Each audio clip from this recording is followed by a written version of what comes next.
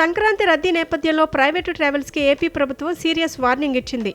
రద్దీని ఆసరాగా చేసుకుని ఇష్టారీతిన ఛార్జీలు వసూలు చేస్తే కఠిన చర్యలు తప్పవని హెచ్చరించింది. సంక్రాంతి పండుగ సమీపిస్తుండటంతో వివిధ ప్రాంతాల్లోని ప్రజలంతా సొంతూళ్లకు పయనమవుతున్నారు. ప్రత్యేకించి ఆంధ్రప్రదేశ్లో ప్రయాణికుల రద్దీ భారీగా పెరిగే అవకాశం ఉంది.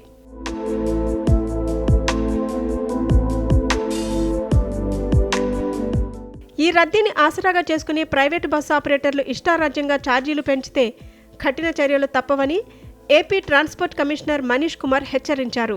ప్రయాణికులపై భారం మోపేలా ఎవరైనా అధిక ఛార్జీలు వసూలు చేస్తే సంబంధిత బస్సులను సీజ్ చేస్తామని తెలిపారు. ప్రైవేటు బస్సుల ట్రావెల్ యాజమాన్యాలు అధిక ధరలకు టికెట్స్ అమ్మితే చర్యలు తీసుకుంటామని వార్నింగ్ ఇచ్చారు. హైదరాబాద్, బెంగళూరు, చెన్నై నుంచి ఏపీకి తిరిగే బస్సులపై ప్రత్యేక దృష్టి సారించినట్లు కమిషనర్ మనీష్ కుమార్ తెలిపారు.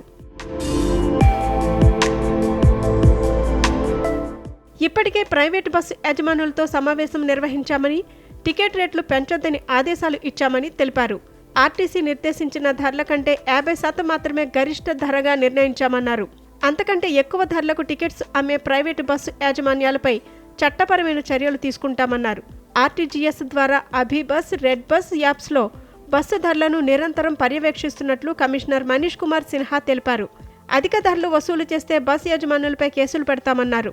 ఈ నెల 18 వరకు అన్ని జిల్లాల్లో ప్రైవేటు బస్సులపై ఎన్ఫోర్స్మెంట్ చేస్తామని, అధిక ఛార్జీలు వసూలు చేయొద్దని, టికెట్ ధరలు పెంచొద్దని కమిషనర్ మనీష్ కుమార్ సిన్హా యజమానులకు సూచించారు.